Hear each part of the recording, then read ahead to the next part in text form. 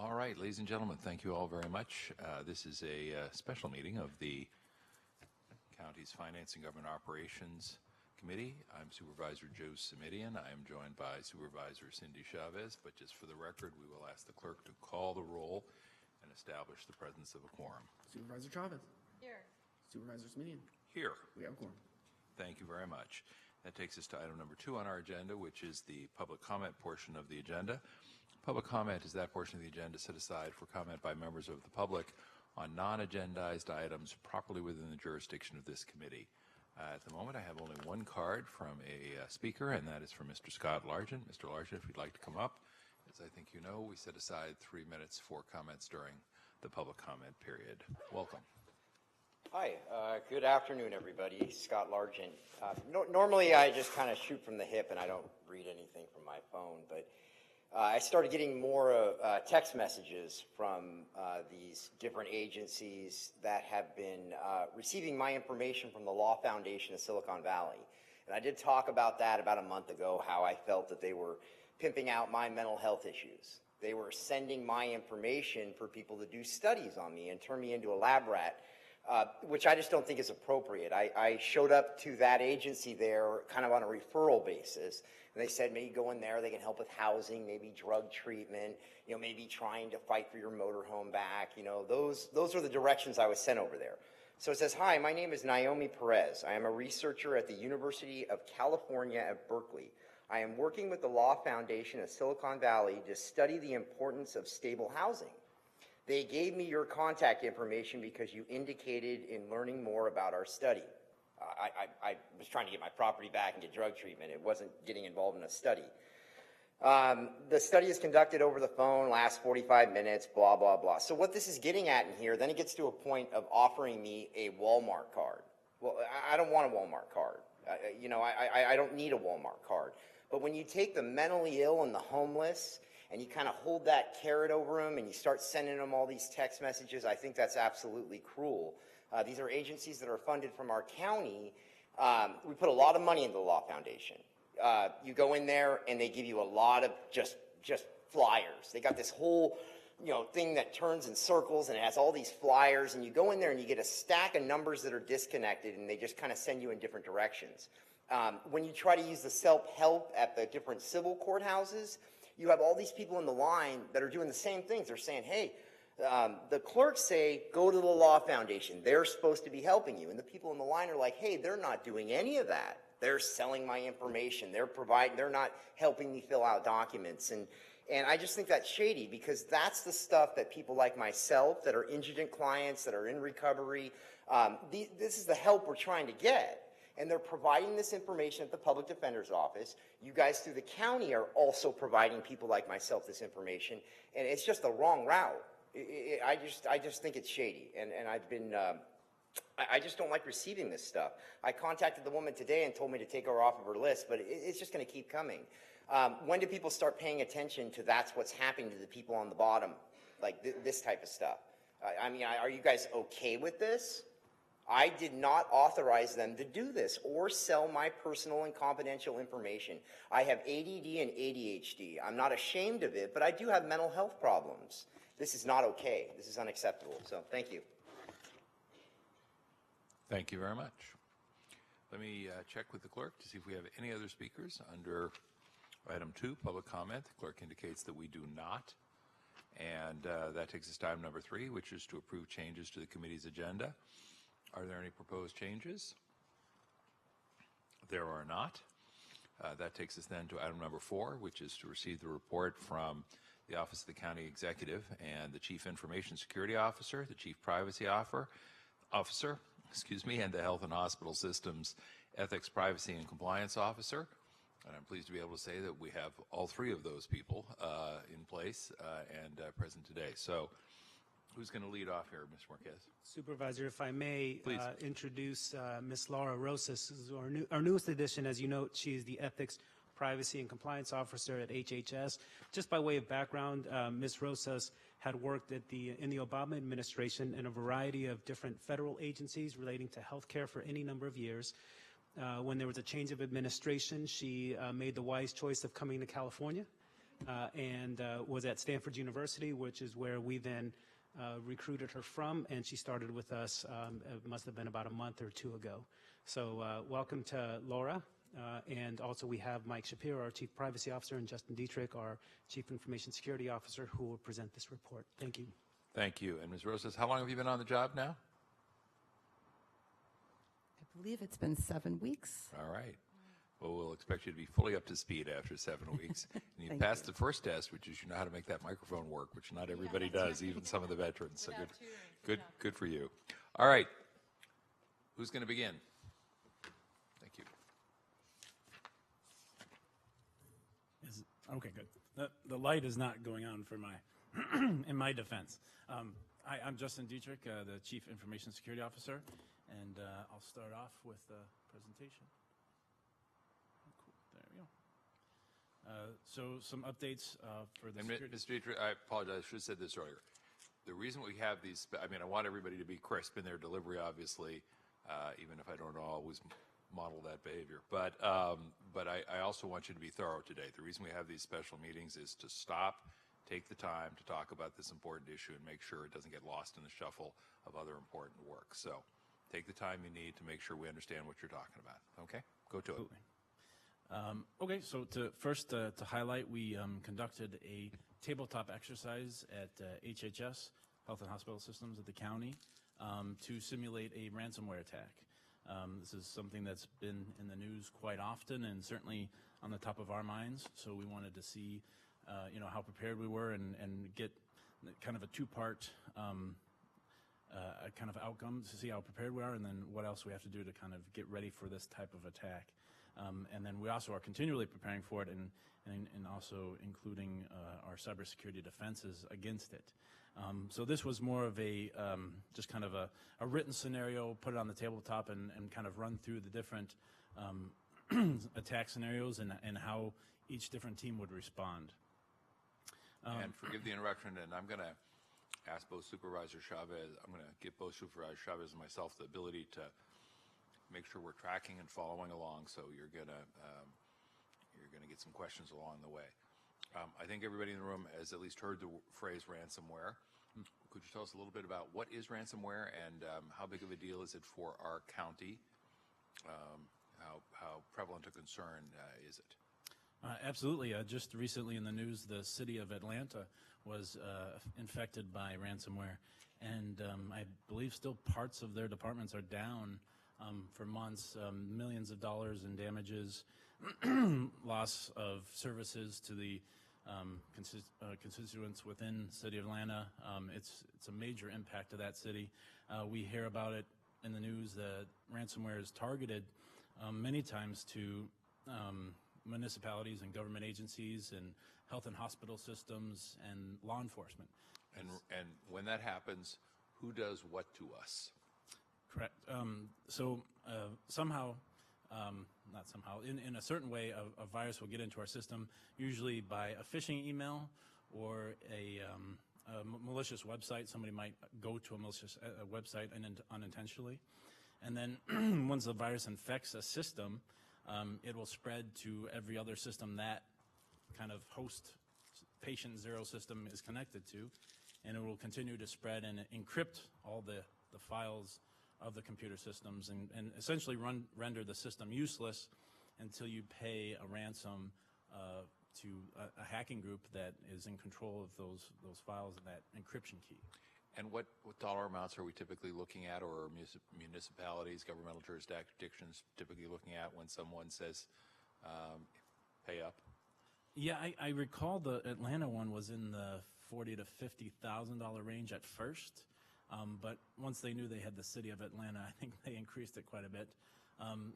Anywhere from, they even attack home users, and it's like a couple $100 to get your pictures back or something, right? So, but once the hackers understand who they have held hostage, the amount increases rapidly. So we should be more concerned, perhaps, by virtue of the fact that we might be perceived as a deep pocket. Is that a fair assessment on my part? Sure. Okay. And what are the legal and ethical considerations of paying a ransom? And if you want to turn to somebody else or phone a friend, whatever the I'd like to phone a friend on protocol on this one is, but I mean, that it strikes me as a challenging set of decisions somebody has to make. So just really quick caveat that. So we definitely went through a bunch of different scenarios as to, asking that question. We had, representatives from county council at this exercise. We had, Miguel was there. So a lot of people were able to input, but the thing with ransomware is there's just so many different scenarios, especially at a county, that we could go through that there wasn't exactly just this is the answer. It always came down to so many different variables, but I'll let Miguel or James. I would add, yes, I was there, and it was a very helpful and useful exercise. And in many respects, as some of these exercises go, it raised more questions than answered questions. And some of the questions it raised was to say, for example, what jurisdiction, if any, does the FBI have? And what duties do we owe to the FBI if they tell us do or don't pay? And as a result, what we typically do here is we refer those questions to county council, and we're working on getting some of those answers to some of those questions. Thank you. Proceed. Cool. So we did use the FEMA, or U.S. Federal Emergency Management Agency, template for tabletop exercise and Homeland Security as well, kind of merged them together. So it really helped us make sure we kind of planned out everything and really hit all the key touch points that we needed to kind of understand to go through this scenario. And essentially it was, the scenario was Systemet, VMC was infected, and then it spread throughout certain applications. And so it was going through that scenario with all these individuals, the participants. I won't read them off, but it was attended by over 30 people, that, from various teams that were able to contribute and kind of discuss and go through the scenarios. So, and as Miguel mentioned, it certainly kind of brought up a lot more questions than answered at first, but it was certainly a very helpful exercise. Thank you. So some of the high-level lessons learned, we definitely noticed, or definitely something that was discussed was, as more departments outside of VMC integrate with HealthLink, there was a realization that there needed to be a lot more collaboration with these other entities, linking up with HHS Incident Command Center, specifically like public health or custody health, all these different departments coming into this overall system. Just needed to make sure the integration happened. We learned we needed to definitely plan additional follow-up tabletop exercises with different teams. We had a good set of very high-level executives and leadership from HHS and CEO's office and county council, but a lot of many times it starts with kind of that end user. So, and then also from there it goes to many different stops before it might get to an executive. So we realized very quickly we should definitely plan some more. And then there are currently tabletop exercises being planned with the different kind of middle and lower teams. And then also conduct actual training on how to respond to these types of incidents for all staff. We definitely realized that certain staff at the hospital during certain shifts were very well versed with complete shutdowns, but some of the other staff and other support teams may not have been as well trained to handle these types of situations, where we kind of looked at it, we kind of took out the ransomware component and said, okay, what does the hospital normally do if everything gets shut down? So then we kind of looked at those types of scenarios as well, and definitely there's definitely room for improvement in every tabletop exercise outcome. So we definitely have some follow-up items. And then already the tabletop scenario was asked for by another county, San Mateo. They were very interested in holding the same type of event. So I consider that a success if other counties are asking for our same template. So we overall, I think we definitely learned a lot from it. Thank you. So next is hiring status. Just a quick update. We're actually at full staff in the security team. We originally had been given 4 engineers, 3 security analysts, and an architect, and now we actually are finally at full staffing. So we're very excited. Karan Sharma will be joining us actually next week, and we're very excited to be finally at full staffing. So we will continue to do great things. And last but not least, HIPAA training. So this is outside of HHS, so non-HHS departments. One of the reasons I add this slide is it really helps me get everybody to be at 100%. So just wanted to show this is a great accomplishment for the county. We're able to get 100% for every department that was been required by HIPAA and the Board of Supervisor Policy 3.4. It was a lot of work to get this all at 100%, but definitely wanted to bring this up and help kind of display the fact that all these organizations really worked with me to get 100% compliance. Thank you for that. Just as a matter of curiosity, the Board of Supervisors, 37 acquired, which presumably represents 100%. That's what the number indicates. That's obviously more than the supervisors, of whom there are only 5, but less than their entire staffs. Who's required to take the training?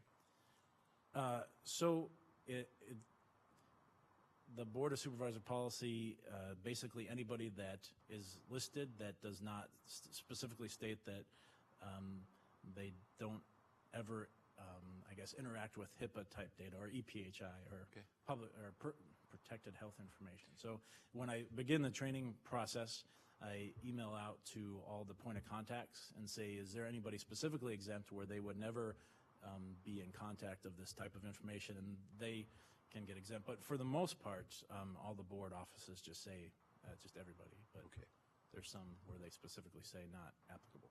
Thank you. And I see Supervisor Chavez leaning in. Thank you. I just wanted to ask a quick question. The design of that training, is that a new something that you all just reshaped for us? Yeah, I definitely got just a little background there. So we did the out-of-the-box training the first year, so 2 years ago. And I got a lot of feedback, and to say it nicely, feedback, from the first training. It was a very long, extensive training that a lot of people didn't find very useful. And then also, since a lot of the individuals out for this training are outside of the health and hospital system, we realized that we really need to get more targeted training or more applicable training. So that's when my team, working with Laura's team and Mike a little bit, you just got here, so we didn't put too much on you, but just to kind of get something that was more targeted and very succinct. So yes, that was something that we developed on our own for that. So the voice connection to that, was that just an automated fake voice? Yes. So a couple things. One is, I did think it was better than last time. Okay, yes. So I really appreciated that. The two things I did think were awkward. I thought it was odd not to have a human voice doing the narration of even somebody potentially here, like just one of our staff. And the reason is that some of it was a little, and I don't know this for everybody, but would be a little harder for older people unless you had it pretty cranked up to hear, because of the way the pronunciation was for some of the information. And then second, I know this is, it really was dramatically better. So I want to start by saying that real voice would be even better. But it made me think a little bit about the challenges that flight attendants have when they're, especially for frequent flyers, although now I think people are going to pay a little more attention to the life vests and other things, at least for a short period of time. But being able to, having somebody from our team who can, infuse a little bit of humor or a way to kind of catch people's attention, I think would be ideal, because I think as people get used to these trainings, you're going to have to change them up just a little bit to keep people on their toes. So those were some thoughts, but I really did appreciate it, and I thought it was much better than the prior one I'd had. Well, thank you. No, we definitely welcome the feedback. We're kind of always constantly updating this and working. Actually, I have a meeting scheduled with the three of us to kind of revamp it for the next year. So perfect timing. We'll definitely take that and run with it. I think Mike has got the best voice, so we'll have him do the voice. Okay. Well, without picking favorites, I do want to also say thank you. I appreciate I think it's important throughout the organization, but we're talking about this piece of our county organization, throughout the that we do the trainings in an effort to actually train people as opposed to simply check the box. So the mere fact that you said, oh, I should listen to what I heard the last time and see if I can incorporate some improvements in it the next time, tells me that that is part of the approach you're taking. And so I appreciate that. I think, we've all been to, I'd say the quality of trainings in my life experience is uneven. And so the notion that we would actually say, no, the goal of the training is to train people and we're going to figure out what we can do to make it even better the next time. That's a good frame of reference. So thank you. Great. Well, thank you for the feedback. And definitely the statistics show that as well. I mean, we definitely didn't have 100% the last time. I didn't threaten people with reporting the percentages last time either, but this time it was definitely a lot of positive feedback, and especially I appreciate it from you guys, but absolutely a lot more positive feedback. They're like, I actually understand it now because it's more applicable to their jobs. Like, they're not doctors, with patient charts. They're, probation officer making sure they don't tell everybody that, their inmate has diabetes or something, right? So it was very much more focused, and we definitely will continue to improve it. Thank you again. Feel free to move on. Okay, and actually turn it over to Mike. Mr. Shapiro. Hi, I'm Mike Shapiro, County Chief Privacy Officer, and I'm here to give the Privacy Office's status update. So moving along into it, the County Privacy Office is still brand new. We're still up and coming. And what we've been doing is actually working with the Information Security Office, as well as my counterpart here in HHS with Ethics, Privacy, and Compliance, and other department contacts who have some type of specialty in privacy. Still a little bit hard at times to actually identify people within certain departments who typically haven't dealt with privacy, but slowly but surely trying to identify those key contacts that can actually speak to privacy, or people that I can work with, and as I develop my team, that we can reach out to and work with on things like training, on things like policy development, as well as incident and breach management. And I think that's actually a really key point to make. When there's an incident that happens, I think what we're seeing now more and more is that it's not just affecting one department, or even in the corporate world, it's not just affecting one business unit. As you start seeing more instances of data sharing and compiling information into profiles, you start seeing an incident affect multiple branches or multiple departments within an organization. So for instance, if we have a breach here and it affects, say criminal justice information and other departments as well, in social services, what we ultimately want to be able to do is to be able to bring a team together so that we can respond to that as a county in one voice. And so as I've been going around and meeting people and discussing that, so far I've been trying to identify those contacts and have been getting a pretty good reception so far. Some of the things that will help me be more responsive as I'm starting to build a team is to actually get that kind of commitment and a good recruiting drive. So I'm very pleased that the Board of Supervisors did approve the addition of 4 full-time employees, 2 unclassified program manager 2s, and 2 senior management analysts. So very happy to be able to bring them on board. I'm working right now with our counterparts in CEO to make sure that recruiting job position is actually listed accordingly. Provided her with the information she needed, especially with the supplemental questions and some of the job descriptions, to try to take that unclassed position and try to make it as relevant to privacy as possible. The hope is that once we bring those people on board, they'll be able to interact with departments a little bit more responsibly, and to be able to coordinate with them when we do have things like incidents take place, to be able to work with them to determine what is the best, most productive training programs that we can develop for them, or in conjunction with them, the role-based training that actually makes a true difference as opposed to just general training. And I think you and Justin alluded to that a little bit earlier, that we can actually see better results when training is actually applicable to what they do in their day-to-day jobs. Now, some of the other things that we're considering besides just bringing on our 4 full-time employees are using contractors to supplement our work efforts. So as we bring on those employees, we want to use contractor support to help build them up, also to help deal with certain instances of surge support. So if there's a data breach and we need some immediate assistance, we want to be able to bring those people on sooner rather than later while this recruiting drive is taking place. I'm working with procurement right now to develop a pre-qualification pool of qualified contractors in order to address those needs, so that should something happen to the county, we have a proactive plan to be able to address incidents or other data breaches.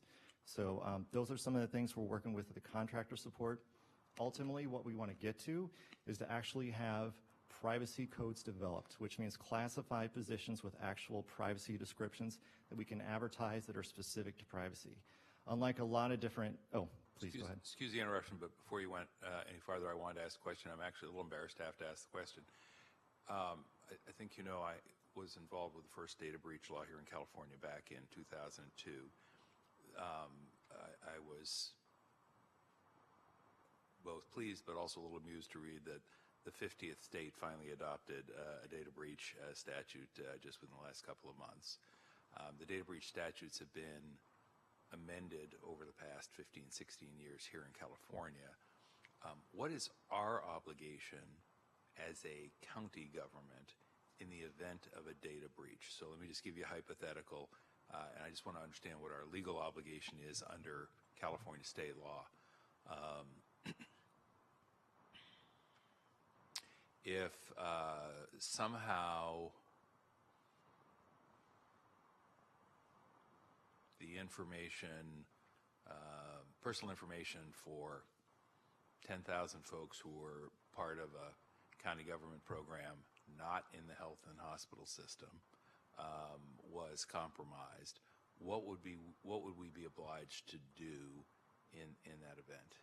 And you know, if we need follow up on this off agenda, that's fine. But I'm guessing that this is a subject that's sort of top of mind enough that you have the basics in mind. Sure. Depending on the nature of the incident that happens, you know, for instance, if it's a issue with social services related information, which is pretty significant because you're looking at families, right? Not just actual individuals, but also minors as well. And that could be information related to minors as far as their status receiving social services funding, status as far as their school status goes, as well as if they're receiving any type of medical care. So those are important issues. And so if there were an incident of that nature, I think one of the first things we'd have to do is wrap our minds around it and determine what is the scope of that incident. How do we identify what parties we need to reach out to within Social Service Administration, within County Council, and so on. Once we have all the players on board, and I'll speak to this in a little bit with some of the other working groups that we're talking about getting together, but once we have those people on board and are able to identify the incident, then it's coming up with an immediate plan to be able to contain that incident and respond. So as far as our legal obligations, we would work with County Council to make sure we understood the legal environment that's relevant and specific to that particular incident, and then work with on our response accordingly. And of course, we would look both not only to what we're obligated under the county, but also at the state level and federal if it's applicable. And I guess, and if I need to ask County Council for a brief memo or you, part of what I'm trying to ascertain is, so do we have an obligation to provide notice to the 10,000 folks whose information were compromised in my hypothetical? Do we have an obligation to do that within a time certain, or is there a reasonableness standard? Are we obliged to share that information with some other level of state government, like the Attorney General, as part of the noticing requirements? Over the years, the original legislation, if I can recall, dealt with private sector actors and, as if I remember correctly, state governmental entities. I honestly don't know all these years later what our responsibilities are as a county in the event of a breach, whether or not as a county we are deemed a separate entity or a creation of the state, which is another conversation for another day that we definitely don't want to get into today. But I would like to sort of know that we know that, so that if we're in one of those moments, that it's an immediately understood thing. So should I look to you, Mr. Williams, and ask you for a brief off-agenda memo on this? Sure, we'd be happy to do that. Thank you, and I'll leave it to your judgment, obviously, as to whether or not it should be privileged or not, but I think it's a knowable thing, and I just want to make sure that it's sort of top of mind what our obligations are in the event of a breach. Okay. Thank you. Please continue. I'm sorry to take you off track. No, sure, I agree. I think notification and privacy is very important. People now, especially as they're starting to see more data breaches hit and starting to learn more about that, typically from the media, I think they are paying attention more, and they want to be aware of what's happened to their information, how they may be affected, if they're entitled to any identity theft protection services or credit monitoring services. So no, I think that's a very important question to ask, and thank you for that. To continue along with some of our discussion about the staff that would actually be used to try to deal with some of these matters, and incident response and notification, and as well as the rest of the array of trying to recover after an incident. And we are looking at bringing on full-time employees, as I was talking about. Because we're such a new office and because there really aren't any set privacy positions to work with, we're having to work with our people in ESA as well, work with them hand in hand to actually develop new privacy codes. We are aware that that's going to take some time, but we are in the process of working on that so we can actually create a professionalized privacy office that actually has the ability to promote our positions out there in a way that's very specific to what we're looking for from our privacy candidates. So with that in mind, while we're actually building the privacy team, I've been going around and talking to our executives and some supervisors as well, trying to basically evangelize, what our office is, that this is it's a new county office of privacy. This is sort of what we're here to support, to be sort of an advocate for privacy, but then to also be here as someone that you can look to for advice and guidance and privacy assistant to try to identify what your current state of privacy is. I think that's going to be very important in identifying what the risks are throughout our county, through each department. And actually, the reception that I received has so far been very positive.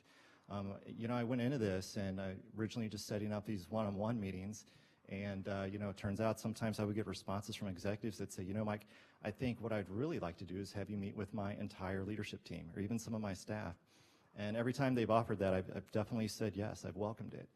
So because I think any time that you can actually evangelize that to get out the word, it does a couple of things. It's sort of not just presents the face of the county privacy office, but as I have conversations with them, I'm able to kind of explain a little bit about what we're here to do. But also I like to step back for a moment and to listen to what their concerns are. And I think that's been most helpful because no matter who you are, it's difficult to be an expert in all things, in all 18 departments, or in all departments throughout the county.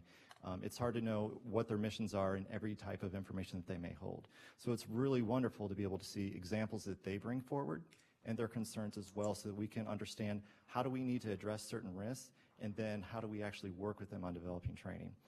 So that's been going really wonderfully so far, and it's been a really good first step in actually developing a culture of privacy. And in that culture of privacy, I think one of the things that those meetings have been able to do is to really start that conversation, to get them to see, okay, I hadn't even thought about when I leave my laptop open and I don't lock the screen. I haven't even thought that that's a risk because I think I'm in a badge controlled environment, and that's not a concern of mine. Then some people may also think that too, and they may actually be in a county organization. We actually have a lot of county offices that are also open to the public, and so that can present certain risks too. And so it's working with people to try to understand some of those common sense things, because oftentimes those tend to be the avenues where data breaches happen. So as we continue to expand that culture of privacy, and as I've had those conversations with executives and leaders and staff, what we've been able to do is to try to at least initially identify some of those key people that would be wonderful for a privacy leadership committee and a privacy working group. So as we've gone around, I've just now started to kind of compile lists. Now I'll be reaching out to people soon to be able to try to bring those committees together. And during those committees, we're going to discuss a lot of initiatives. And I know what you're seeing up there is kind of a list of initiatives that we would like to tackle over time. I think some of the key ones, though, are going to be really setting up what are these committees to actually stand for? What do we want to accomplish? And to make sure that we have actionable goals in mind that are realistic with what we can do. To be visionary, for sure. I don't want to box ourselves in. But to make sure that we actually have that listed down so that we're actually a committee that does something. Some of the things that we want to go over besides developing governance is truly getting those enterprise policies and standards in place. I think that's going to be essential both so that we can hear all the voices from the different departments in those committee meetings, but then at the same time so that we don't override or overstep our bounds, and to make sure that we don't affront any current policies or laws that may be in place. Also, some of the other components or initiatives we want to support is privacy by design, and I know we've talked a little bit about this before, but I just wanted to reiterate it because I think it is important, about how we can actually integrate that with our software development lifecycle and product lifecycle, and just in general with how we do business. So I think that'll be key, and we'll look for different topical areas that we can present to our staff in order to promote that. Also in coordinating assessment activities, it'll be very important as we try to look to get that current state of privacy through different departments throughout the county. It'll be very important to be able to get commitment from them. Because if I have a privacy team that goes in there to try to do an assessment, if we don't have their support, it's not going to work. So far, we've definitely gotten a good reception, but we need to make sure that that stays in place over time. Ultimately, I think by working with those people, by doing the assessment work, we can try to draw out some of those best-in-class examples that we can use for a privacy center of excellence. And I think, so far I've actually learned of some scenarios that I think are very beneficial to try to, promote the county and where we are in privacy and some of the good work that we're currently doing.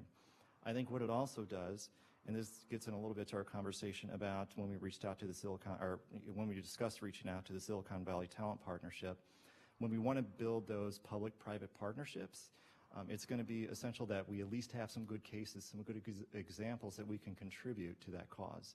And then working with them to get good examples that they can bring to the table as well as considering Silicon Valley, what kind of solutions, whether it's data loss prevention tools or other privacy protective technologies, can they bring to the table as well and offer to a privacy center of excellence.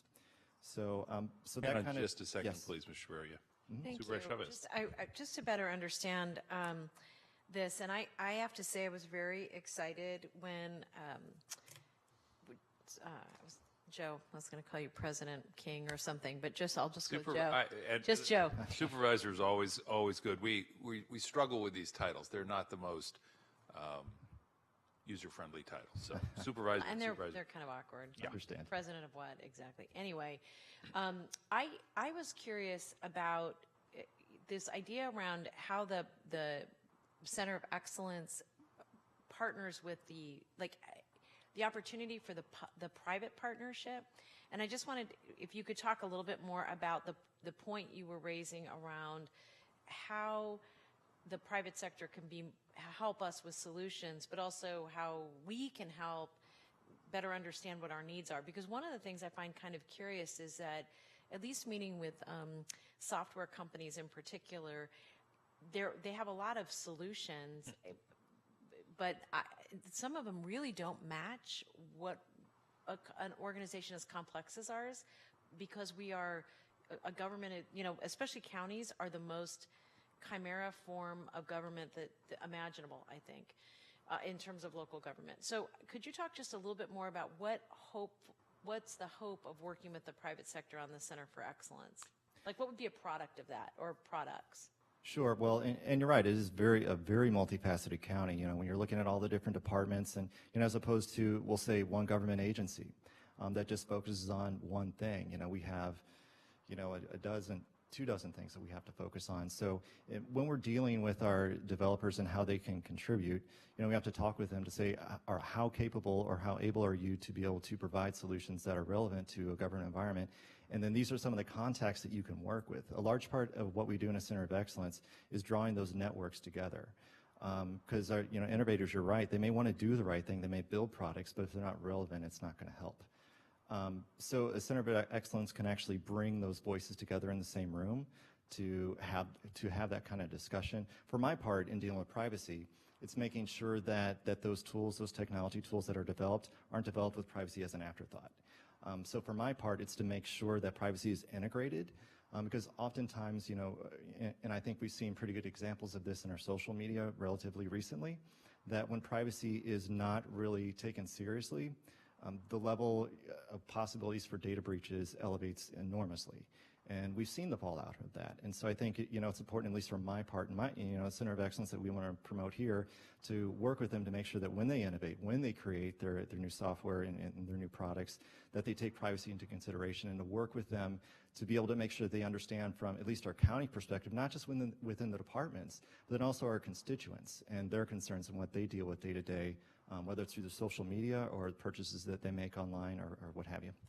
So I appreciate that, and I understand the point you're raising about having a core function, that privacy and the protection of that privacy is always a core function of the product we're buying.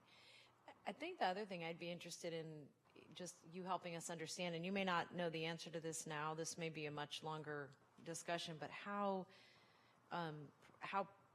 privacy and security stay or become normative in organizations like ours, and weighing that normative thinking around not allowing that to be, not to allow it to negatively impact how we provide services. And I just want to give you one example from that I found this is a very curious cultural issue, and that is that we, and I'm hoping very soon the staff will be bringing forward some new directions on how we address intimate partner violence. But one of the really core challenges we had working with the nonprofits is there's such a high level of concern around the security of people who are receiving services from these kinds of organizations that some of the literally that some of the services that folks wanted were essentially difficult for them to get because of the overall cultural concern about how you maintain the privacy of these individuals that were impacted or their families that were impacted. And because of that, some of the conversations we had, literally, we added a lot of time in a good way, I think, to being able to better understand the challenges. But in a negative way, I think we actually have not been providing the level of care and service we could provide because of the culture of security and privacy emerging into one of protection, emerging into one of creating barriers that were not permeable to the things we wanted to be able to get through. What we didn't want was an abuser to have access back to his family or her family, but instead I think we actually kept services from folks. So that's part of what I want to make sure is that as we think about the protective layer and the privacy layer that we're layering over the organization, that it moves with the organization instead of stifling it. And that's something I'd be interested in understanding from the private sector partnerships. Sure, and I think, Thank you. Yeah, I think that's a great example. And, we see that a lot. How do we balance the need to share information with the need to protect it? And so each scenario may present with it sort of a different balance, right? And we have to, make sure that we have the right people on board, such as through a Center of Excellence, to be able to determine what that balance should be, to be able to, make sure that we're able to provide services to people that need them, but that are still able to keep their information confidential. Because in that case, for example, it's very important that that information doesn't get out. So there might be unique ways we can offer solutions for that. Let me follow up, if I may. Thank you, Supervisor Chavez. Supervisor Chavez's comments and questions prompted a couple of my own before we move on. I think the example that comes to mind, and it is in part an example that is born out of the fact that I was here from 1997 to the year 2000 before I went off Sacramento and then came back. So I'm in a position of being able to sort of think through what kind of conversations did we have 20 years ago in this same room and what kind of conversations are we having today. And to Supervisor Chavez's point, 20 years ago we were only beginning to have the conversation about, gee, maybe we could do a better job of providing what we call wraparound services that are specific to each individual client's needs if we had better information sharing between and among various departments and agencies. But there really wasn't any conversation even way back then about privacy protection. The driver was all about how can we share better, how can we get people out of their silos, all the terms that you've heard. Now, that conversation's changed over 20 years, and I think it was Ms. Dietrich just a minute ago said, as we're sharing information, how do we do that now in a way that still respects, protects people's privacy concerns? And so to Supervisor Chavez's larger, more overarching concern, you'd just like to know that the organization has the ability to sort of reimagine the nature of the questions and the challenges and the responses as the work of the larger organization changes over time. Because our view today, 20 years later, is very different about the importance of information sharing than it was all those years ago, which means that the privacy conversation needs to be a very different conversation than it might have been if people were even mindful of it at the time, which frankly, they mostly weren't. Then there's a larger question that Supervisor Chavez also raised, which is how do we make sure that the culture that you're describing, as well as the practices and the day-to-day work, are embedded in the organization in a way that survives any individual board member or staff member's tenure. I can't remember who said it, but I believe the expression is the graveyards of France are filled with indispensable men, meaning that, you know, there was a county before we got here, there will be a county after we're long gone, and then the question is, you know, can we make sure that some of these good practices that you all are going to help us develop survive changes in staff, survive changes in board leadership. And, you know, I'll tell you, I've had some personal experience with that. Having come back, when I said, what about this, what about that, I quickly learned that, well, that disappeared the day you walked out the door, supervisor. Ah, okay, good to know. I got to be thinking about that. So I want to, don't require a response on it right now. I just want to ask all three of you as you do your work to be thinking about that, because we need, on the one hand, for the organization and your pieces of the organization to be flexible and respond to the changing nature of our work. On the other hand, we need them to be, we need you to find ways to be lasting in terms of your impact. And then on the Centers of Excellence conversation, which I think we'll pick up again, I also want to underscore the role of the potential academic engagement, because we talked private sector, but I think the academic participation has the potential to be helpful as well if we're looking just even in the immediate Bay Area.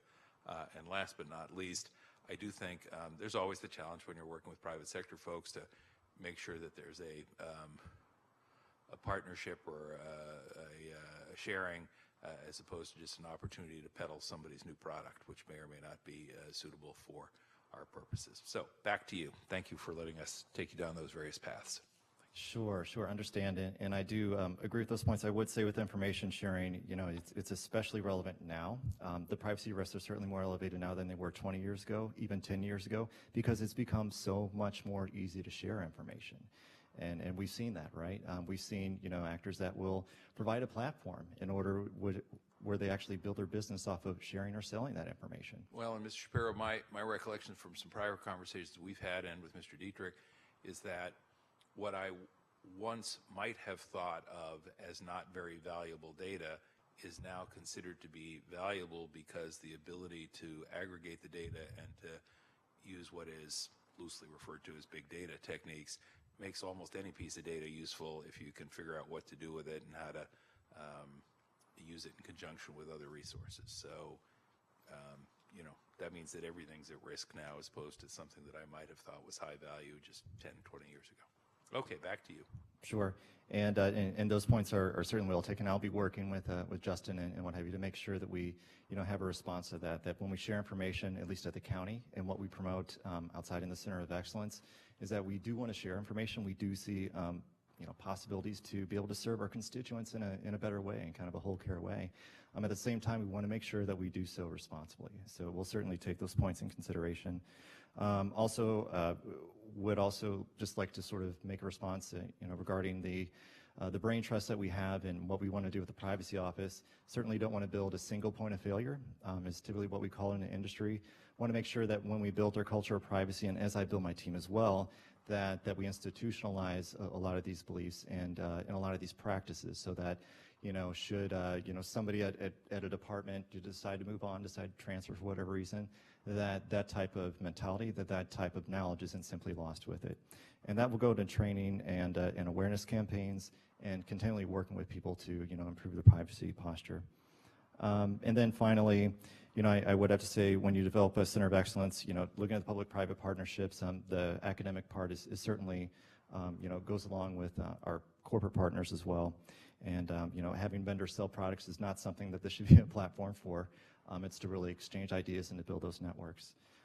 So to the last point that I have, I will say that as we want to sort of be a leader in privacy at the county, we are also looking at what we can do at bigger and greater levels of government.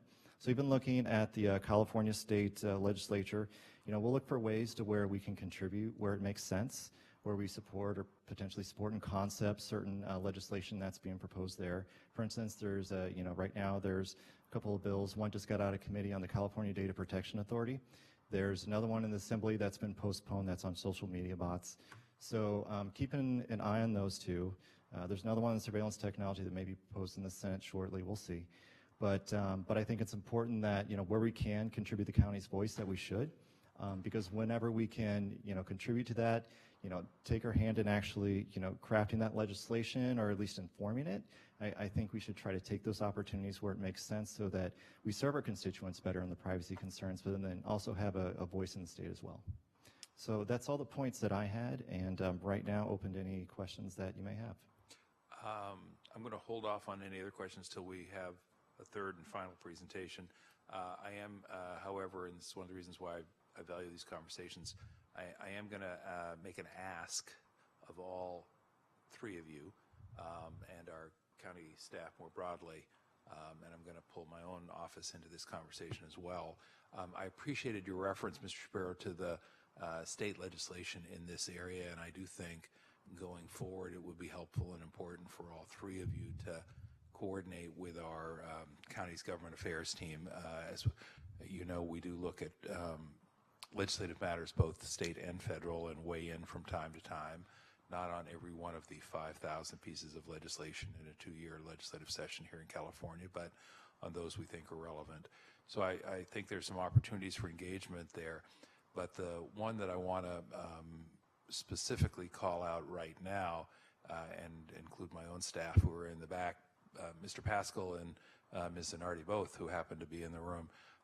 My recollection is that we have a potential state ballot measure coming at us with respect to regulation in the online arena. And that's going to be a complicated conversation. And I think at some point our board may or may not choose to weigh in with a support or opposed position. I would like that deliberation or consideration to be a more thoughtful and well-informed one, and one where there's plenty of time for us to think it through, because it's really a matter of national scope and importance. So I'm going to ask if the three of you can work with my office and the county counsel's office and the county executive's office to start thinking now about how to pull together essentially a briefing document that helps us as a board understand where we might like to be on that. I'm guessing, and I don't mean to pick on anyone or to diminish them, but I'm guessing that Alpine County isn't chomping at the bit to weigh in on this particular legislative issue. But it's one where I think, given our role as the oft-repeated phrase, home of Silicon Valley, heart of Silicon Valley, I think we ought to be taking a look at it, and I'd like to get a start on that sooner rather than later, so it's not a last-minute thing. Okay, so we'll follow up. My office, your offices, the county executive, the county council, but it's one where I think we're going to want to give it some serious thought, because it has the potential to be national in its implications, if not beyond. All right, we're going to say thank you, Mr. Shapiro. We may come back to you. I'm guessing we will. And then we're going to go to Ms. Rosas. And Ms. Rosas, am I pronouncing your name correctly? Yes, you are. Thank you. Thank Laura you. Rosas, Compliance, Privacy, and Ethics Officer. Thank you so much. It's wonderful to be here this afternoon. Today I'd like to give you an overview of our office and discuss our behavioral health work, touch upon whole person care and the data sharing issues, our governance, risk and compliance work, a little bit of discussion on fair warning, and what our future vision is. These are our core competencies. It is the work that we're doing on a day-to-day basis. We oversee healthcare and compliance for Santa Clara Valley Health and Hospitals. That includes fraud and abuse and exclusion verification, making sure that we are adhering to our contractual obligations, audit and investigation, both in terms of fraud and abuse, as well as privacy investigations and other types of compliance investigations. Patient privacy is a major part of our work. We have a very robust patient privacy program that includes fair warning, that includes training, and ensuring that all staff understand what their obligations are under HIPAA and other federal and state requirements for privacy, and ensuring that we also have all of our policies and procedures updated. We are the custodian for the policies and procedures for the organization, and I'll get into that in a few moments. This is our current organization. We have a compliance officer over Valley Medical Center, Lisa Pfeiffer. We have a compliance and privacy officer who oversees behavioral health, and that would include custody health. That would be Victoria Fan. And then we have a senior health care program manager, Nikki Bordeaux. And then we have a vacancy that we are currently hiring for that will be a senior health care program manager who will be focusing on behavioral health, as well as another analyst position that we are also hiring for. And forgive the interruption again. Before you go on, because the org chart is very helpful to me, you have a lot of things to do. Yes. And I had this concern when your predecessor had the job, and I guess my question is, and I'm glad that Mr. Marquez is able to step back in.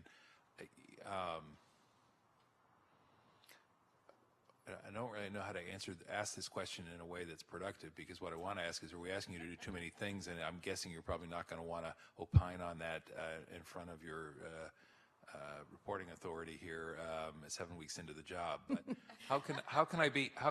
my concern is that you have so many different hats to wear that some of the concerns or areas that I'm particularly interested in, they're all important. I don't want to suggest for a minute they're not, but you know, we're having a hearing today on privacy and data security because that's what this is all about. And I'm a little anxious that we have you doing too many different things without enough focus. I'm happy to speak to that. Okay, lean in, go to it. So I have worked both in government and in healthcare organizations most of my career. I worked for a large FQHC that had 17 sites across half the state of New York. And I've also worked at a hospital system that was very similar. It wasn't a public system, but it also included EMS and skilled nursing facility and a lot of different components. Generally speaking, compliance, privacy, and ethics are overseen by the same office in healthcare. And that's because they intersect. So where you have an ethics issue, you most likely will have a privacy issue or fraud and abuse. They usually cross over in at least two other areas or at least one other area. And so it's always in healthcare, usually in the same office. Certainly compliance and privacy is not usually split up in most healthcare organizations, just given how compliance works. I think having the staff that I have is essential. I have a wonderful team that has been completely supportive and is extremely knowledgeable, both on their subject matter expertise as well as on the organization. So is it too much? It's a lot of work. I'm not going to disavow that, but it is certainly doable, and it is not unusual in a healthcare environment. Thank you. That's a helpful perspective, truly. And if I could actually just to go back to the previous slide. So as I look at this range of responsibilities, and I take your point about the intersection of many of these. On the other hand, as I say, my concern is that we have the necessary focus on and attention to the privacy and data concerns in the healthcare organization. Now, I thought you very adroitly mentioned that was a function of the team that you have in place. So at some point, I'm guessing that if you think you need more resources, you'll, probably not 7 weeks in, but at some point you'll come forward and say, yes, here are some additional resources that we might need to get the job done. Absolutely. I would ask both you and the county executive's office just to sort of be mindful about making sure that we don't lose the necessary focus and attention on the privacy and data security things that, you know, I think it was Steve Jobs who famously said, what you focus on is not only what you say yes to, but what you say no to. And so saying yes to everything means you end up focused on nothing if you're not careful. So I've surfaced it. I've asked you to kind of keep it top of mind. I'm doing the same with the county executive's office. And you know, lest I be misunderstood, I think, frankly, the health and hospital system has been the basis for a larger understanding throughout the rest of the organization that these privacy and data security matters are real and significant and important. So it's not a criticism in any way, quite the opposite. I think we've been able to make some of the progress institutionally for the entire county because people working in the health and hospital arena said, yeah, we kind of have to do it because of HIPAA, but enough said on that one. I'll let you go on. Thank you. Thank you. So, and as I was saying, education and policy and procedures, they're always an absolute requirement in any any sort of compliance and privacy program. So in recognition to some of the changes in the behavioral health side, we are actually going to be embedding our compliance and privacy officer and the newly hired senior healthcare manager when they come on board into actually sitting over at the behavioral health office a couple of days a week. And there's a few reasons for this focus on behavioral health. One is the Medi-Cal managed care final rule that was released a couple of months ago, which has some new requirements on the auditing side and some other areas that really requires our compliance and privacy officer to really focus on that side, as well as the specific privacy regulations such as 42 CFR Part 2, which is also on the behavioral side and applies to substance use treatment. And then I know that there was a presentation here a few weeks ago on whole person care, and that's just it's an excellent example of where we are going in healthcare and having healthcare be patient-centered and broader than just the actual healthcare we provide, but the social determinants of health. And so there's new challenges and opportunities in those issues. So just to sort of recap whole person care and give you a little bit of more context in the privacy side, because I think you've heard some of the really wonderful work that's being done. It really focuses on broader than healthcare. And so in order to achieve, a patient-centered care that looks at transportation, at food security, at housing, there needs to be data sharing across a number of organizations. Well, how does that data sharing happen? Is it happening securely? Is the consent that we're providing patients and participants in this program, is that fair? Does it tell them what exactly how their information is going to be used? All of that is work that we've taken very seriously and have been engaged with from the beginning. So we helped develop the whole person care consent. We are working on how that data is going to be shared, and we're really working to ensure that patient privacy is top and foremost in our minds, and that we're adhering to state and federal laws in how this information is shared, and that people understand that the information is being shared. No one should be surprised as to how their information is shared, and it shouldn't. So I think that's very important. So this is one of the reasons that we've been really focusing on behavioral health. In other areas, we have a governance, risk, and compliance program. And this is really meant to ensure that we have that global view of what is happening in the organization. We have a platform, it's a vendor-driven platform that allows us to take all of the policies and procedures, really organize them, map them to laws and regulations, ensure that they can be updated when a law changes or on a time basis. So if we decide that a regulation needs to be changed, or a policy, needs to be changed every 2 years, it will flag that it's time for it to be revised. And it really streamlines the whole flow of this process. We are able to give ownership to specific people across health and hospitals, their piece of this platform, so that they can use it to govern their policies and procedures, while we can also support them in that development and revisions. So this is a really important tool that allows us to provide that support. Fair warning, I believe my predecessor did a presentation to the Board of Supervisors last year on fair warning. It is a vendor-supported software solution that basically in real time is auditing use of HealthLink, and it provides us with an audit log every morning as to any sort of suspicious access of HealthLink from internal use. So if someone's in a... I want to pull my colleague Supervisor Chavez in this conversation. So my question, Mr. Dietrich and Mr. Shapiro, is, do we have similar functions, protections, systems, whatever the right term of art is, throughout the rest of the county organization? We've talked about this a little in the law enforcement arena, where folks have sometimes been accessing information, and to their credit, the DA and the sheriff have both acknowledged same, acted on those instances.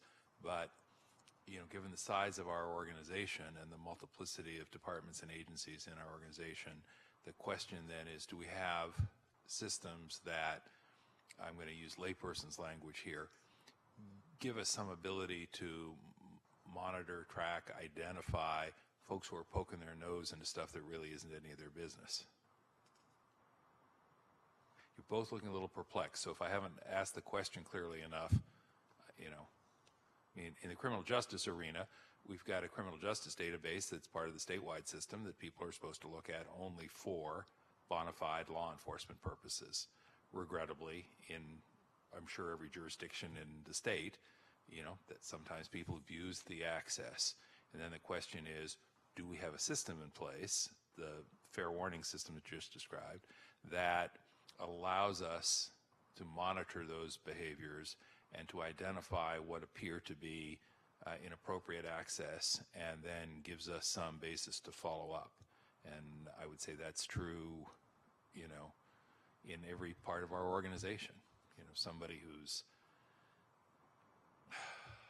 determined to get information about an ex-boyfriend or an ex-girlfriend, or, you know, who is somebody seeing now, or, you know, what's somebody's address when it's not really their prerogative to know. Thoughts? And if the answer is we want to get back to you on that with a off-agenda report, that's a perfectly fine answer. But I to the point I made earlier, I want to take the benefit of what we're learning and doing and in one part of the organization and see if it might not benefit the rest of the organization.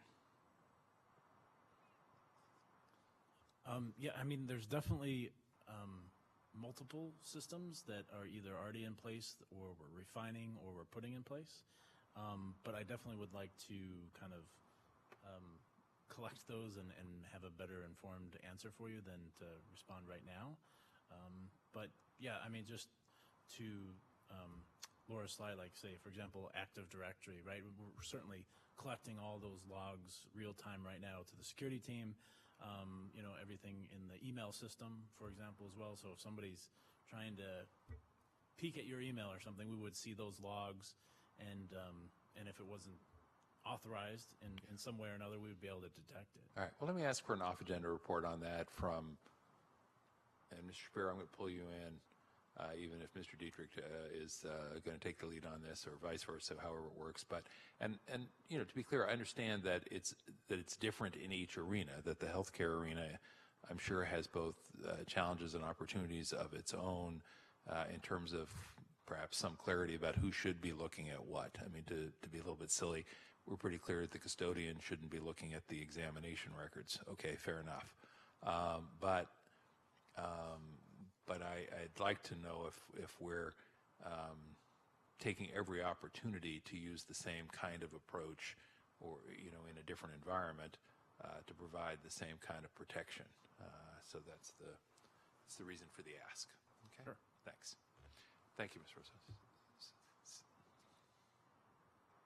So it's back to fair warning. So it leverages the HealthLink audit logs as well as PeopleSoft, which is the human resources database, and Active Directory, and it provides us with a report every morning. So then And I apologize for the interruption again.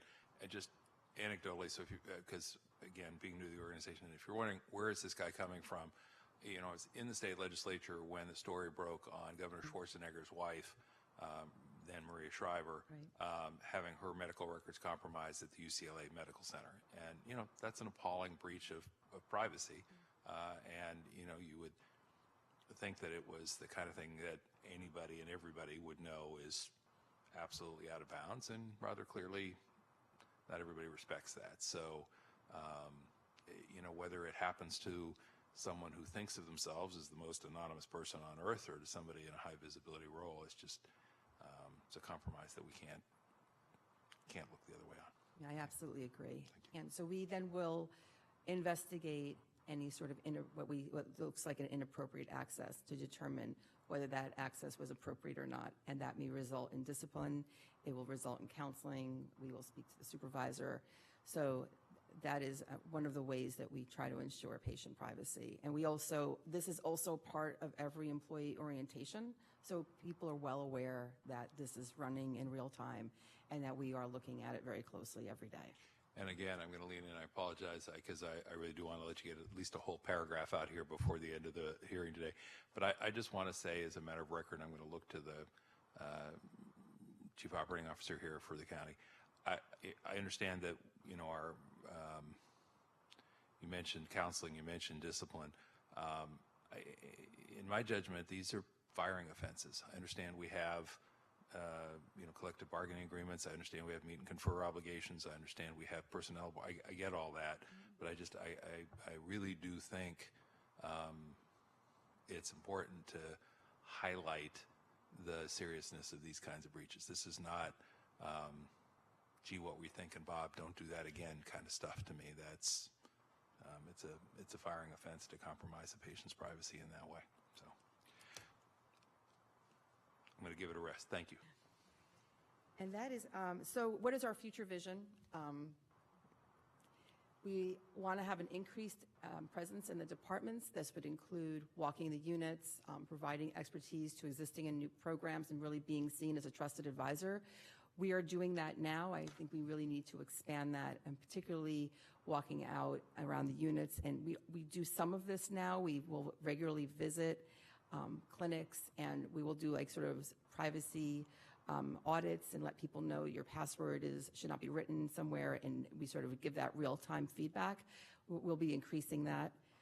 Really working with leadership and information security to ensure privacy risks are identified and mitigated. We're continuing to do our audits and our monitoring of billing concerns. We monitor the OIG work plan to identify risk areas each year, and providing expertise to the analytics team. This is a new focus for us to identify privacy risks. We have 2 analytics teams in the health system doing a lot of really great work. But as you were alluding to before, with big data and just large databases, really getting in front of those folks and doing training to understand some of the implications of context in privacy to protect patient privacy. And then we'll be building out our ethics program, looking at our conflict of interest policies, doing ethics training for staff, and leveraging our enterprise risk management process and platform, which is part of our governance risk, and really helps the organization identify those risks that are enterprise-wide, not just a risk to their department, and then determining what controls can be put in place. So that's really my vision for the rest of this year. Great. Thank you. Thank you. And that wraps it up for you. That wraps it up. And that wraps it up for the whole team. Yes. Supervisor Chavez, comments, questions across the board? I got a couple, but why don't I defer to you for a moment? Okay. Let me, I have another ask for all 3 of you, if I may, and I had a chance to preview this a little bit with Mr. Shapiro when we met recently. So you may recall that a while back, coming out of this committee, we forwarded a recommendation based on the recommendation of our privacy consulting team, who changed their name midstream. So it was Kimball and Associates. Now it's Kuma. And essentially, they were the ones who recommended that one way we might advance the agenda on privacy and data security was by declaring ourselves a Center of Privacy Excellence. They were very clear, however, I thought in their report, that simply declaring ourselves a Center of Privacy of Excellence probably was not going to be enough to actually be a Center of Privacy Excellence, and that we would need to do some things going forward to do that. What I'd like to do with the consent of the County Executive's Office is ask you for a report back off agenda in writing as to what does that, if we wanted to be a Center of Privacy Excellence, understanding that that term of art means different things to different people, what does that mean for your organization over the course of the next 2 or 3 years? And I'd like to ask for that as a written report off agenda. I understand you have other things to do tomorrow and the day after and the day after. So I'm not so much interested in getting it next week or next month as I am in giving you some time to let us know what does that look like, so that we as board members and committee members in this case can think about, all right, what's the vision for the future here beyond the next budget cycle? Let me just ask, how long would you like to, and I'm not asking, for a PhD thesis, but I'm asking for a sort of a thoughtful here's what it would take to get there. Here's what we need to do. Here's what that looks like. Because we can't get what we want if we don't know what we want. So I'm trying to get a better sense of that. A few months, is that? Yes, I think that sounds reasonable. So Supervisor Chavez, I'm thinking that this is almost the end of April, believe it or not. So if we said May, June, July, that would, some of you, I hope, will be gone during parts of July, but also since we're gone, it might actually give you some time to get some work done without us pulling you into conversations along the way. Is that, let me look to Mr. Marquez. That was exactly my thought. I think having July, just because the budget and everything else and Sure. bandwidth issues we have, I think having July available and bringing something back in early August would be sufficient time. Why don't we say August 1st, just to give you a date, and that gives roughly 3.5 months. And, you know, I understand that your different organizations have been, I mean, on the one hand, Ms. Rosas, your organization is in some ways longer standing, and in other ways you've been here for 15 minutes, fair enough. And, you know, each organization is going to be in a slightly different place. But I think, you know, when you're asking what is it that we've been asked for, it's something that would help us chart a path over the next 2 or 3 years so that we could say we not only named ourselves a Privacy Center of Excellence, but that we actually were a Center of Privacy Excellence. Supervisor Chavez, okay by you? Yeah, good. Great. Then, You know, if Go I ahead. could just add one other thing. I know that you do this normally, but on some of these issues, it would be great to make sure that the whole board is copied, only because I think we want to get people excited about this. Not quite as excited as he is, but some level of excitement. And this speaks to the point earlier we were talking about as it relates to building culture and making something normative around this area across the board, and also for new board members as they come on board. Thank you. could I ask somebody to just give us a little better, or at least me a little better sense of, there's reference to privacy leadership and working group committees, capital P, capital L, capital W, capital G, and committees plural. What are these again? How do they do their work? So initially, it's what we discussed that we wanted to bring up to discuss the Privacy Leadership Committee really being more of the strategic group, making sure that we get more of the leadership in there and buy-in as far as enterprise policies and standards and governance. So we need to understand sort of what the different privacy needs are throughout the different departments of the county. Typically, one person is going to be an expert in that. Although when I'm looking at developing those enterprise policies, I want to make sure that I hear from those different voices so that we don't step on any toes, so that we understand, you know, what legal background and what legal compliance requirements that they have. So that's one of the main reasons of having the Privacy Leadership Committee together. Also to continue to evangelize and provide support for the more tactical privacy working group, which is a group that, you know, for my counterparts being the privacy analysts that are down on the ground doing assessment work, for example, that those will also be department contacts who are a little bit more of the weeds of it, who are going to be part of doing privacy by design, who are going to be part of responding to assessments, and that they'll be included in that working group to be able to make sure that they do the good work that the Privacy Leadership Committee and myself request. Thank you. One other question. Later on in the meeting, there's reference to the Information Security Team, capital I, capital S, capital T. Who is the Information Security Team? Am I looking at the three of you? Are you the Information Security Team? Are there vast armies behind you? Are they sitting in the chambers? Who are these Information Security Team people? Definitely some of my team members right Okay. here. It would be my team primarily, so anybody that would report to me. Okay, so because you're our CISO, then the folks who work with and for you are the folks that you're referring to when you use that term, Information Security Team. Right. Got it. Thank you. That was just helpful clarification. Oh, and I just did make one more note to a committee that we meet with Miguel on a monthly basis with security, privacy, ethics, compliance, internal audit. There's a bunch of us that we do meet on a monthly basis that we've just started. Well, it's been a couple months now, but so we kind of just all have a good discussion, and we have different topics to bring up to everybody else in this kind of field. So we are kind of thinking about this in a global manner as well with Miguel. Mr. Giudica, how long have you been in your current role now? I think about 2 years now. And how long have you been with the county? About 2 years and 8 months. Okay. So I'm going to put you on the spot. Are we better positioned today to deal with issues of privacy and data security than we were 2.5 years ago? Absolutely. Okay, that's been my impression, but as you can imagine, as lay people, we can have these conversations about structure and policy, but frankly, hard for me to know behind the scene, behind the screens, whether we are really better protected today than we were 2.5 years ago. So ultimately, that is the goal. I do want to express my appreciation, and Mr. Marquez, if you'll pass it on to the county executive, for the progress that I do think we've made. Part of that's just putting the systems in place, creating the positions, and elevating the topic. But my sense has been that we've made progress, and we still have lots of progress to make, but appreciate the progress we've made to date. Thank you all very much. Unless there's anything else, and there does not appear to be, we will ask for a motion to receive the report from Supervisor Chavez, just for the record. So moved. Second by Simitian. Without objection, unanimously approved. Thank you very much. Thank you all three, and welcome again.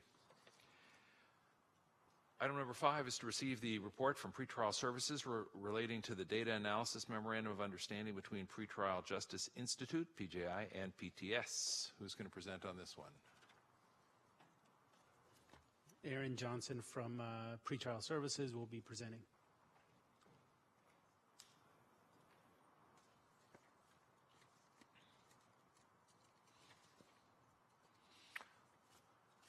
I believe you are here today because I asked a question at a board meeting, and apropos of the earlier discussion we've had today, we were talking about the sharing of information that was going to be de-identified, if I remember correctly. I expressed some concerns about the fact that de-identification might not be sufficient to provide the kind of robust protections we want to people's privacy. You've given us a report that indicates that not only will the information be de-identified, that it'll be anonymized. My limited understanding of the distinction between the two is that sometimes that's not really as crisp a difference, that there's a sort of a continuum, if you will, or a gray area about, when have we truly anonymized information. I am happy to let you present in any way. Let me just tell you my one remaining concern based on this, after saying thank you for the attention you've obviously given it. So we couldn't have the conversation before, but in this case, the simple page and a half does indicate that there's been a conversation. The MOU expressly requires PJI to comply with all applicable privacy and data protection laws. And as the discussion on the national level in a different arena around Facebook has suggested, if I thought that all of the applicable privacy and data protection laws on the books were robust and rigorous and up to the task, I probably wouldn't be quite as concerned as I am. But precisely because I don't think mere legal compliance is enough to make us feel comfortable about this, that's why I'm pressing a little bit more. So what else would you like to share with us today, and any assurances you can give us would be appreciated. Right. So Aaron Johnson, Pretrial Services, thank you for the opportunity to come back. We did send this to the Chief Information Officer. We were looking at this just to get some feedback in regards to the proposal. What we've done thus far as the anonymizing, we also went back and looked at the zip code information and transferred that into zones. So the information that we're going to provide to PJI, they won't have any reference point other than the demographic information. And so when they complete that, they're going to give that back to us for approval, so we can look that over before any of that information shared and as we build our report. And the zoning, rather than zip codes, we are hoping will appreciably reduce the ability of anyone, even putting some fairly powerful attention on the issue, to identify folks based on the other characteristics, yes? Correct. Okay. Anything else that I should be asking that I haven't? Anything else you want to share that we haven't given you an opportunity to share yet? In regards to the memorandum, no, not at this time. And you're feeling confident that we can protect the privacy of the folks who are whose information is being shared? Correct. Yes. Okay. With that assurance, I will say thank you again. I do appreciate the fact that it's obviously something you've given some thought to and have given more thought to since the issue was raised at the board meeting, and we'll let it go at that. So may I do a please? follow-up I'll question? let it go at that. There you So go. thank you. And so I'm gonna push on the other side of the envelope for just a minute, and I want to make sure I ask this question. If part of the but one of the important parts of being able to test our tools is really to be able to understand what's working and not working in each of the areas that we're kind of examining. And there's a lot of personal information I appreciate that goes into some of the work that you're doing, particularly as we're talking about testing tools. My question is, if the refined information is important to decision making, then what steps might need to be taken to surface that information for the purposes of, refining the tool, or in this instance, it may be the Odara tool, but there may be other instances where we actually are looking at more defined information even by block. And the reason I mention that is much of the work we're doing, particularly around prevention, Joe, is we're looking at it from a very geographic perspective as well, in part because we're targeting investments. So in that instance, how do you have an opportunity, those of you who are figuring out best practices, to be able to look at it, and then where we do need to make it public in order for us to be able to give thoughtful input, does that mean that in those situations we could use another way to have a conversation about that data? And I don't believe we can use closed session for it, but in some instances it may be pretty geographically important to understand what we're seeing on the ground.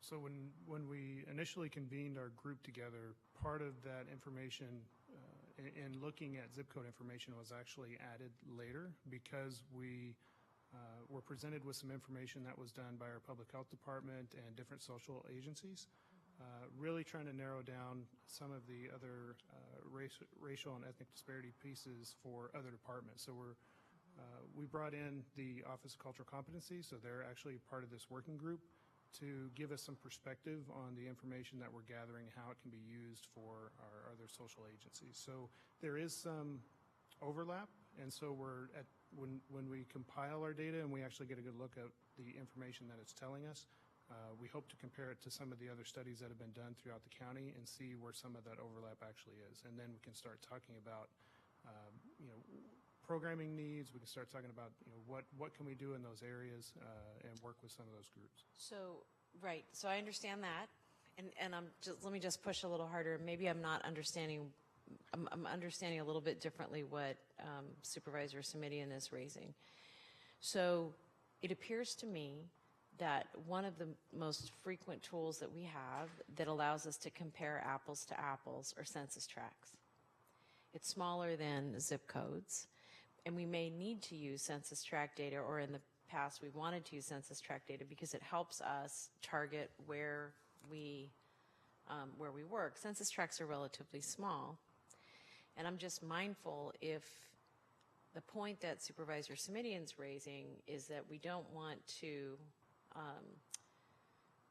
make someone's information public, and we're trying to be mindful of privacy, but I also want to make sure we're mindful of programmatic investments based on the information that we get. So I guess what I recognize this is something we're going to wrestle with, but what I want to put a kind of a flag in the ground over is that while I want to make sure we're protecting individuals' privacy, I don't want it to be at the cost of our not having the information we need to make good, thoughtful policy decisions, particularly because our budgets are going to be, as they tighten, and they will again, we're going to be choosing between programs, and I think that much of the work, for example, that we're going to need to do relative to prevention and violence is going to be geographic in nature to start with, because I think we're not going to have all the money in the world to continue to expand programs as we would like to. So I don't need an answer to this. I'm realizing as we're having this conversation, it's going to really require much more discussion, but I do want to better understand how data and information can be used in a way that's productive. I'm nervous that if our I guess this goes back to the question I was asking earlier about how do we balance privacy with the kind of outcomes and public investment that we're going to need. And I don't know that we know the answer to that, but I am concerned about it. And just even what's the right, I don't know what the right metric is, but we use census tracts a lot, and it's a consistent thing we use across departments. And maybe the data would be too revealing. So, but I don't want to, anyway. I think I don't know if there's an answer to the question I'm raising. I'm not even sure it's a very good, very well-shaped question. Well, I think, if I can chime in, I think it's the perfect question. I mean, there is, and it's why I think it's important that we call some of these out on a case-by-case basis, including this one, which is, you know, you're hoping that there is a sweet spot. At the risk of stating the obvious, if we're talking about identifying someone as a resident of the United States of America, chances of being able to connect the other characteristics with any individual in the United States of America are pretty slim, perhaps. If we say state of California, easier. If we say Santa Clara County, easier still. If we say zip code, easier still. And if we say block, literally a neighborhood block, easier still. And if we say 532 Rhodes Drive, Palo Alto, California, easier still. And I think Supervisor Chavez's question goes to, you know, can we be sure that in every instance we've asked ourselves, all right, to what lengths do we need to go to try and provide privacy protection while still ensuring the utility of the data for the function that it was derived from in the first place, or derived for rather in the first place. And I think that does have to be a little bit more case by case in terms of the analysis than, I mean, it would be nice if we could just have pass a county policy and say you're done, but I don't think that's going to work, to your point, Supervisor. And I think once we get the information back, that we might be able to answer that question a little easier. But right now it's really, they're needing to get it to start working with it and kind of give us that information and see what that looks like. Thank you. Mr. Marquez? Yes, if I may just briefly weigh in, and I agree with all that you just said, Supervisor Samadian, and I agree also with the concerns that you're expressing, Supervisor Chavez, because it is a tension and something that we struggle with constantly. There's lots of different laws that apply, lots of privacy concerns. We want to be a center of excellence of privacy. At the same time, there's a lot to be gained from collaboration, data sharing, and whatever else. So it looks like we had, just earlier in the last presentation, that we had a full team now on the privacy and security side, and which is true. On the other hand, we also currently are in the process of hiring a chief data officer. And that chief data officer is going to help us look at how do we do data sharing so that we can do everything you're talking about. And I think the chief data officer and our chief privacy officer will have some interesting discussions, but always getting back to the point. So we'll have a structure in place that will help us make that careful balancing between privacy and data sharing that we need to make on an individual basis, and along, I'm saying this an awful lot today, but along with County Council right by our side, because there are so many laws and regulations that apply to the type of data we're looking at. Would there ever be a circumstance that the data could or should or would appropriately be looked at in a closed session environment? I mean, if we're really trying to protect privacy, which I think we should. It would have to be tethered to one of the specific closed session items. So, for example, if there was a need to look at data in the context of a specific litigation matter, that could be something that could be properly discussed in closed session. But there's no generic closed session category for the discussion of data that would otherwise be private. Even though, I mean, the question Supervisor Samadian asked earlier about what is our responsibility and what, frankly, what is our risk is what I thought you were asking relative to some data. You know, what's our obligation, you asked, and what I was thinking about is, yes, and married with obligation is going to be risk to the institution or organization. Before the County Council weighs in again, if he chooses to, let me give what may strike you as initially an odd analogy. I have struggled over the years with the United States Department of State and their travel warnings, because I have come to the conclusion that if the United States Department of State had its way, you would never walk across the street, because if you walked across the street, you could get hit by a truck. So the travel warnings are always, don't go there. That's the travel warning. And that's not very helpful because you want to go someplace. So to make it relevant here, there's an easy solution, which is we just won't share any information with anybody, and then we'll be close to 100% secure. But of course, that's not a useful, easy solution because then we can't do our work. So, back to Supervisor Chavez's comments earlier, I think we have work to do, and that work requires us to share information so that people are fully informed. That being said, we got to figure out how to have it both ways, to have people who are fully informed without compromising the privacy of the people whose information we're sharing. And, some of this is, I know the tools are out there if our partners know how to use them and if they are committed to using them to protect the information. So part of what we're going to be obliged to do going forward is to do a very good job of vetting our partners. And, in some arenas, we have community partners who have modest resources, who are not necessarily terribly sophisticated in these arenas, even though they're wonderful at the work they do in the community. And we're going to have to ask ourselves, how do we make sure that our partners are, positioned to both be respectful of these concerns, but also to manage them successfully. So I think we're as far down that path as we can today. Anything else on this one, Supervisor Chavez? Thank you. Point made, I think, and I appreciate the fact that you clearly get it. So thank you. You're welcome. Thank you. All right. Motion from Supervisor Chavez to receive the report. So moved. Second by Supervisor Simidian for the record, and without objection, so ordered. Thank you. That takes us to item number 6, which is to receive the report from the Office of the County Executive and Chief Information Security Officer and the Registrar of Voters relating to the county election and voting security and privacy. And this is going to be our next substantive item here on the agenda, and it's a little bit of a procedural challenge, and so I'm going to ask people to be a little bit patient and bear with me here as we navigate this in real time with the County Council because we obviously should not be in a position of sharing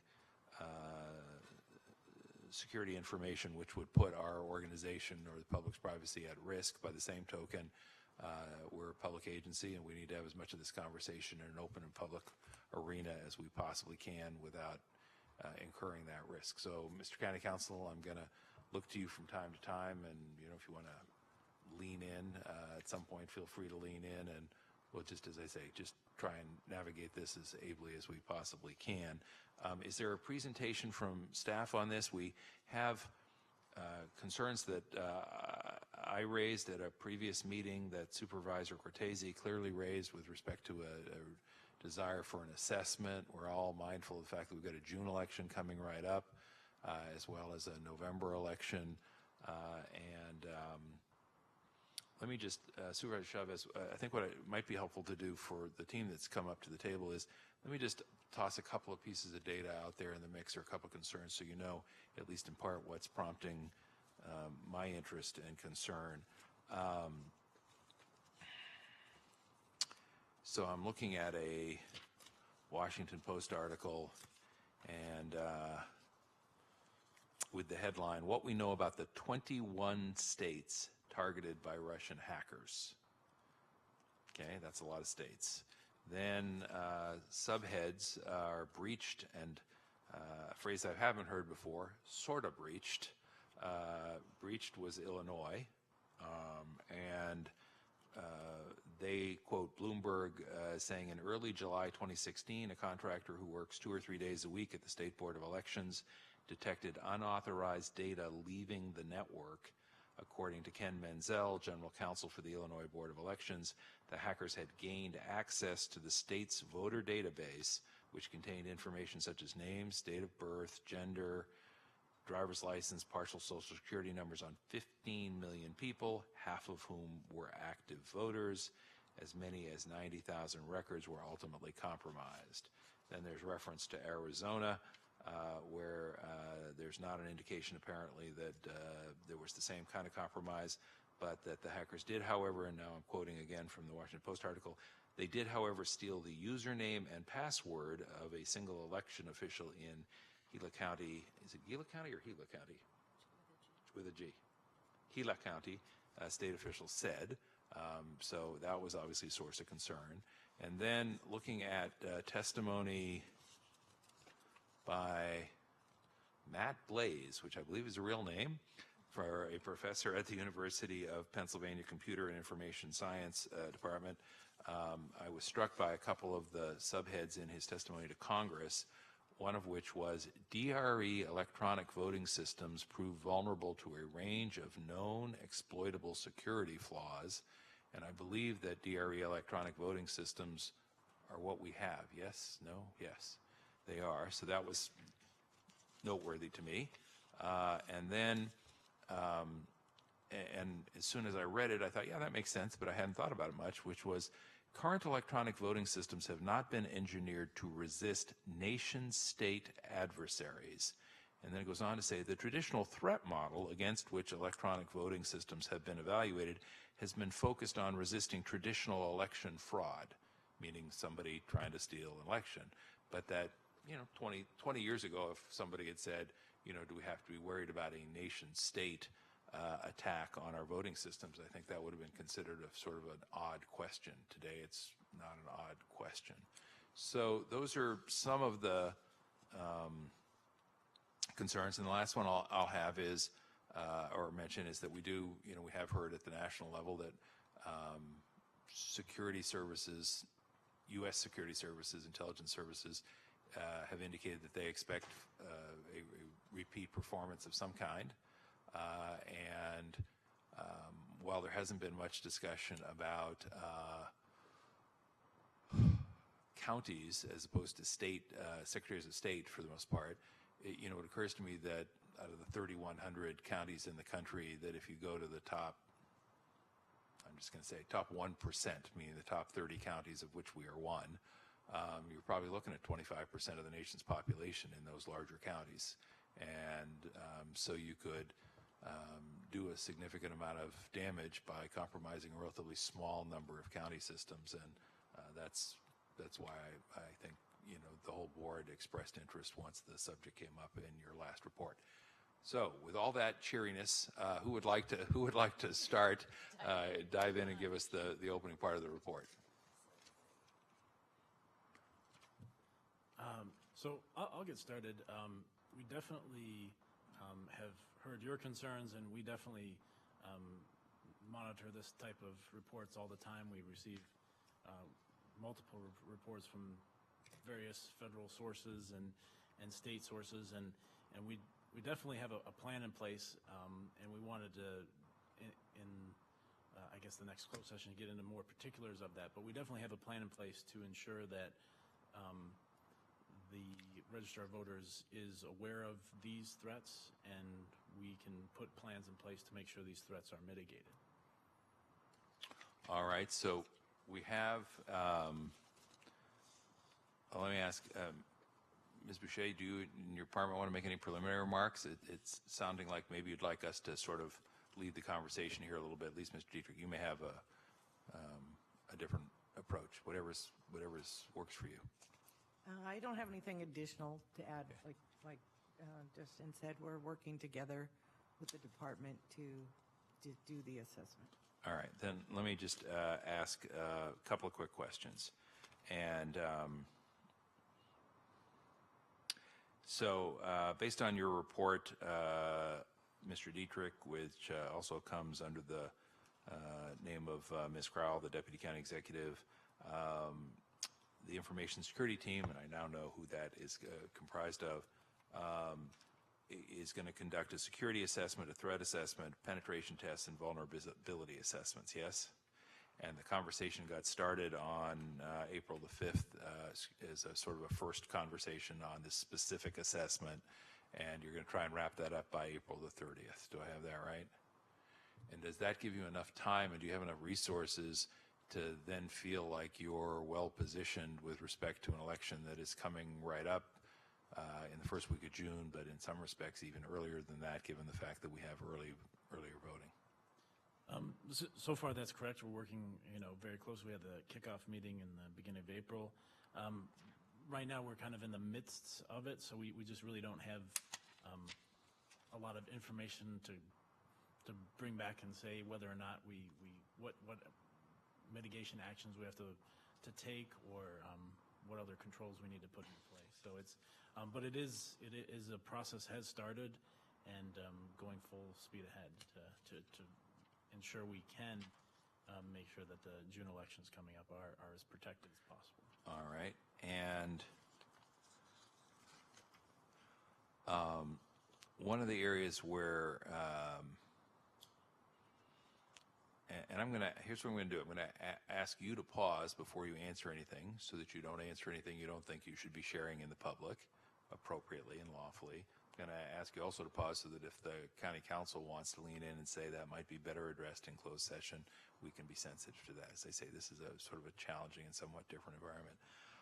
The security assessment will be based off National Institute of Standards and Technology 800-53 Rev 4 to ensure that all necessary security controls are in place and to identify any gaps that may exist.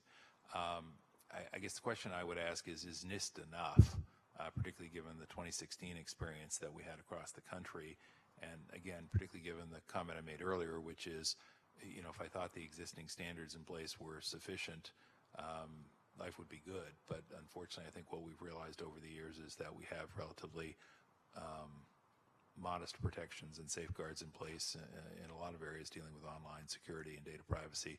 So I guess my question is NIST enough? If we had done everything that NIST said was a standard, would you feel like you could go to bed at night and sleep soundly and never have to worry you were going to be in this room explaining a compromise to us? That may be a high bar, but you know what I mean. I think I could say it high level enough that, I could never sleep at night, that's for sure. It's as it should be, Mr. Dietrich. Thank you. But for example, like, Facebook, they may not have applied the same security controls and assessments to their information, or they may have, but within that, it doesn't specifically say, don't sell data for, ads and sell data to marketing companies. So to your point, is it enough? Well, it's certainly the framework that just about everybody uses and bases their framework off of for security controls. And what this is it's like, do you have, a screensaver lock? So when you walk away from your screen, does it lock? And how many minutes does it take to lock? So something very applicable to, register of voters. If somebody walks away from the screen, does it automatically lock, or does it just stay open? So it's these types of controls that help us get that framework around and understand where we can start looking at adding controls or fixing controls. Let me push back a little bit more, and it's okay that we have some back and forth. Here's the thing. So the staff report says, I want to read it directly here. The security assessment will be based off NIST. The security assessment will be based off National Institute of Standards and Technology, NIST 800-53 Rev 4, to ensure all necessary security controls are in place and to identify any gaps that may exist.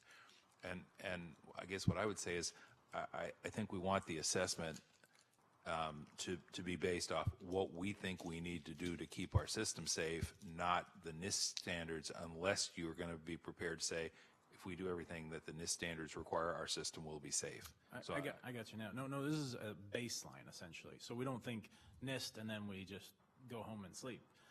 We start this off as a baseline and then get to that baseline and then move on from there using the other reports that and assessments we'll also conduct. So without asking in this setting whether or not where we are relative to the NIST standards, you are saying that even if we're at NIST, there's more work to be done to get to the level of security that we would like to have in this county?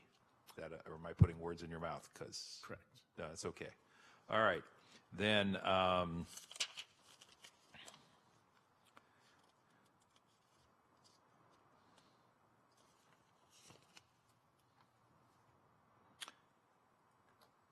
you mentioned in your report penetration testing, yes?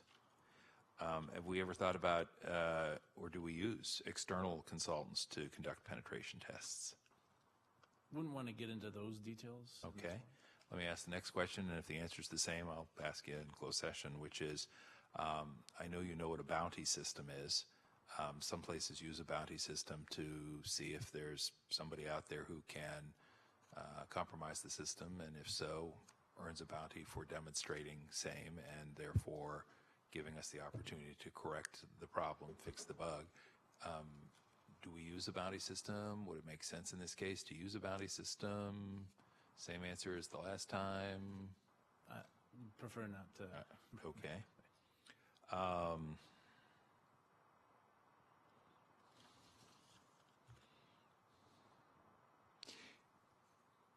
Is there any place we can go for best practices on this stuff? I mean, there are lots of, Supervisor Yeager is our CSAC and NACO person for the most part, but I mean, there are lots of places you can go for best practices on this, that, or the other. Given the sort of emerging nature of this challenge, I'm just curious, is there a place you can go for best practices if you don't want your election system to be compromised by a hostile nation state? That's the question. Is there some place to go find that? That would be difficult to answer as well, I think. Okay. Do we have the potential to become such a resource ourselves if we... Center of excellence? Yeah, that's where I'm headed. Certainly something we could strive for. All right. Well, I mean, there are 3,100 counties out there who are going to be dealing with the same question to greater and lesser degrees based on their size. And I've asked my NIST question, and let me ask this, and if the county council wants to weigh in as well. I am, as the person who's interested in the issue with my colleagues, but also as chair of this committee, I'm struggling with how much of this we can appropriately do out here in open and public session and how much we ought to do in a closed session. What's our rationale for what we can talk about out here and what we have to talk about in closed session? And I mean, at the risk of stating the obvious, yeah, I know we don't want to tell people where we're vulnerable. We don't want to tell them which of our 6 doors are unlocked in the 100-door building, nor do we want to tell them what it is we're going to do to lock those doors or to secure them or any other doors.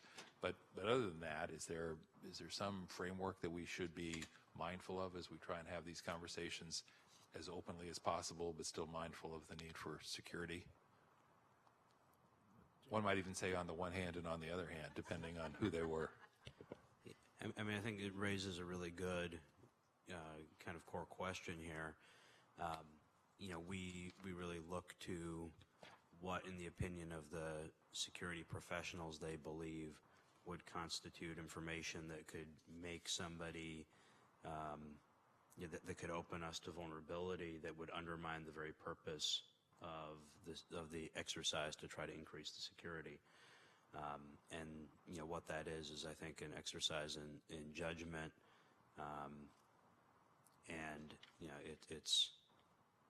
I think it's almost one of those similar dynamics to the conversation the committee was having earlier on the other item, which was to balance the question of privacy and usefulness of data. This is a slightly different question, but you have a similar continuum. The Brown Act here does actually allow closed session discussion of threats to essential, public services, and so, that's why we have item 8 here on this agenda. So that does afford the board or the board's committees an opportunity to actually have a more detailed conversation in a setting that assures confidentiality. All right, then what I'm going to do, Supervisor Chavez, unless you've got questions or comments for this portion of our open session agenda, is in a moment we're going to recess to closed session to consider the items under 8A, which I've already referenced.